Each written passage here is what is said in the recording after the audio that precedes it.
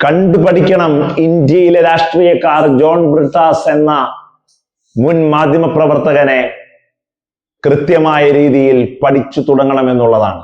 ഇവിടെ ഉണ്ടല്ലോ കുറെ എംപിമാർ നമുക്ക് ലോകസഭയിൽ രാജ്യസഭയിലൊക്കെ പോയി ഇങ്ങനെ വലിയ രീതിയിൽ ഷോ ഓഫ് കാണിച്ച് തിരിച്ചു വന്ന് ഡൽഹി ഒരു ട്രിപ്പായി മാത്രം കരുതുന്ന നിരവധി എംപിമാർ. എന്താണ് അടുത്ത 5 വർഷം കഴിഞ്ഞ് തിരിച്ചു വന്ന് വീണ്ടും ലോകസഭാ ഇലക്ഷന് വോട്ട് ചോദിക്കുമ്പോൾ കഴിഞ്ഞ 5 വർഷത്തെ പ്രവർത്തനം എന്ന് ചോദിച്ചാൽ, ഞങ്ങളുടെ എം പി സ്ഥിരമായിട്ട് ഇങ്ങനെ ഞാൻ തന്നെയല്ലേ വരുന്നത് ആ എം പി തന്നെ ഞാൻ വീണ്ടും മത്സരിക്കുന്നു എന്ന തോന്നൽ ഉണ്ടാക്കുന്നു എന്നുള്ളതല്ലാതെ ആരുടെയും പേരെടുത്തു ഞങ്ങൾ പറയുന്നില്ല. പക്ഷേ ലോകസഭയിൽ എം പിമാരായിരിക്കുന്നവർ വീണ്ടും വോട്ട് ചോദിച്ചിറങ്ങുമ്പോൾ കേരളത്തിലെ മലയാളി വോട്ടർമാർ ഒരിക്കലും തെറ്റിക്കാതെ ചിന്തിച്ചു പോകുന്ന ഒരു കാര്യമാണത്. എന്താണ് കഴിഞ്ഞ 5 വർഷം എം പി ഇവിടെ ചെയ്തത്, ഈ നാട്ടിൽ ചെയ്തത് എന്ന്. എം എൽ എമാർ ഒരുപക്ഷെ അങ്ങനെയല്ല, കുറേയും കൂടെയൊക്കെ അവരെ ടച്ചബിൾ ആണ്, നമുക്ക് റീച്ചബിൾ ആണ് എം എൽ എമാർ എന്നുള്ളത്.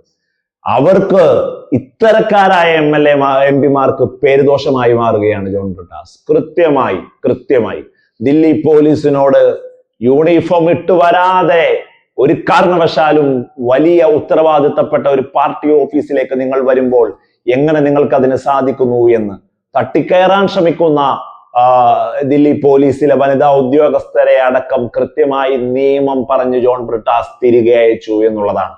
ഇതാണ് നിലപാട്. എത്രയോ എടുത്ത് നമ്മൾ ജോൺ ബ്രിട്ടാസിനെ കാണുന്നു. ഇപ്പോൾ എം പി ആയി അദ്ദേഹത്തിന്റെ ടെണർ വെറുതെ അങ്ങോട്ട് കടന്നു കഴിഞ്ഞു പോകലല്ല, കൃത്യമായി ഓരോ സമയത്തും ED പിണറായി വിജയന്റെ വീട്ടിലേക്ക് മാർച്ച് നടത്തുകയും റെയ്ഡിന് വരികയും അതിനുശേഷം പാർട്ടി ഓഫീസിലേക്കൊക്കെ അവരെ അറസ്റ്റ് ചെയ്യാൻ വേണ്ടി ഉദ്യോഗസ്ഥർ വന്നപ്പോൾ കൃത്യമായ ഇടപെടലുകളുമായി ഡിപ്ലോമാറ്റിക്കായി കൃത്യമായി കാര്യങ്ങൾ പഠിച്ച് പരിഹരിക്കുന്ന ഒരു സൊല്യൂഷൻ മേക്കറായി ഒക്കെ നമ്മൾ ജോൺ ബ്രിട്ടാസിനെ കണ്ടുകൊണ്ടിരിക്കുകയാണ്.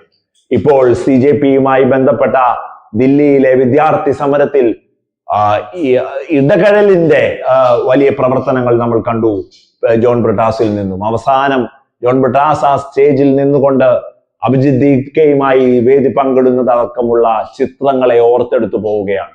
ജോൺ ബ്രിട്ടാസ് കൃത്യമായ ഇടപെടലുകളിലൂടെയാണ്. ഒരുപക്ഷെ സുരേഷ് ഗോപി എന്ന ഒരു MP ഒക്കെ എങ്ങനെയാണ് ജോൺ ബ്രിട്ടാസിന്റെ മുമ്പിൽ പിടിച്ചു നിൽക്കുക എന്നുള്ളത് പോലും തോന്നി പോകുന്നു. കാരണം കഴിഞ്ഞ വർഷം ജോൺ ബ്രിട്ടാസും സുരേഷ് ഗോപിയും ഒക്കെ വലിയ രീതിയിൽ വാക്കാതങ്ങൾക്കുമായി മുമ്പോട്ട് പോയിക്കൊണ്ടിരുന്ന ഒരു സമയമുണ്ടായിരുന്നു. വലിയ സിനിമാ ഡയലോഗുകൾ ചാഞ്ഞും ചെരിഞ്ഞും വന്ന് പറഞ്ഞ് ബ്രിട്ടാസിനെ അങ്ങ് തറപറ്റിച്ചു കളഞ്ഞു, ബ്രിട്ടാസിനെ വലിയ രീതിയിൽ അധപ്പതനത്തിലേക്ക് തള്ളിവിട്ടു എന്നൊക്കെ പറഞ്ഞ് BJP-യുടെ കാവ്യ രാഷ്ട്രീയത്തിന്റെ സൈബറിടങ്ങൾ വലിയ രീതിയിൽ അതൊക്കെ ഇങ്ങനെ തേച്ചൊട്ടിച്ചു എന്നുള്ള ക്യാപ്ഷനോട് കൂടി മാസ്റ്റർ കാർഡോട് കൂടിയൊക്കെ പ്രചരിപ്പിക്കുന്നു തോന്നുന്നു. അതൊക്കെ ഇപ്പോൾ വീണ്ടും പൊങ്ങി വരുന്നത് കാണുമ്പോൾ എവിടെയാണ് സുരേഷ് ഗോപി, എവിടെയാണ് ജോൺ ബ്രിട്ടാസ് എന്ന് സ്വയം ചിന്തിച്ചു പോവുകയാണ്. എന്തായാലും ജോൺ ബ്രിട്ടാസ് എന്ന ഉത്തമനായ നായകന്, ജനനായകന്, ജനകീയ ലീഡറിന്, MP-ക്ക് ഹാറ്റ്സ് ഓഫ് പറയുകയാണ്.